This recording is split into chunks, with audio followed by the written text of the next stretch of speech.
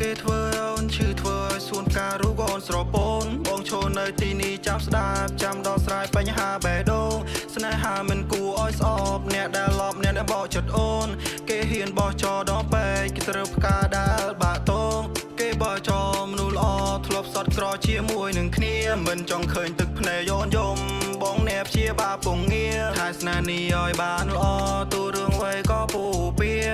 ស្នេហ៍យើងខវណ្ណា Yeah say don't care ចេញទៅឆ្ងាយរត់តែឡកុំធ្វើជាជនទី3បងអាចជាអ្នកកំដរបើព្រាមគេនឹងបងអូអាចថាបងឡធ្វើឲ្យផ្កានរីជាថ្មីនៅសួនដែលឡក៏ឈរបបន្តនឹងគេទៀតទៅស្វាស្វែងរកស្នេហ៍ទេវតាដំរើដូចជារូបបងដែលចាំពីបើតែនៅ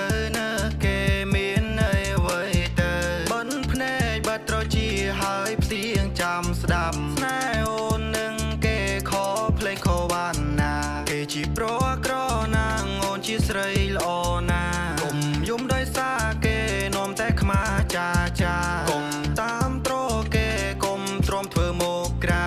កុំទ្រាំជាមួយនឹងស្នេហាដែលមិនច្បាស់សម្រេចចិត្តត្រូវហើយដើរចេញពីគេហើយក៏អាចធ្វើចិត្តអូនជារបួសខ្លា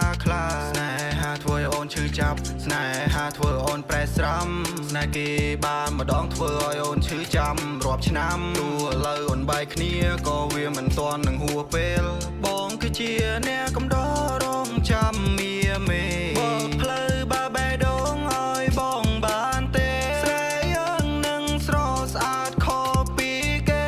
ចង់ខ្លាចជាច្នៃបែ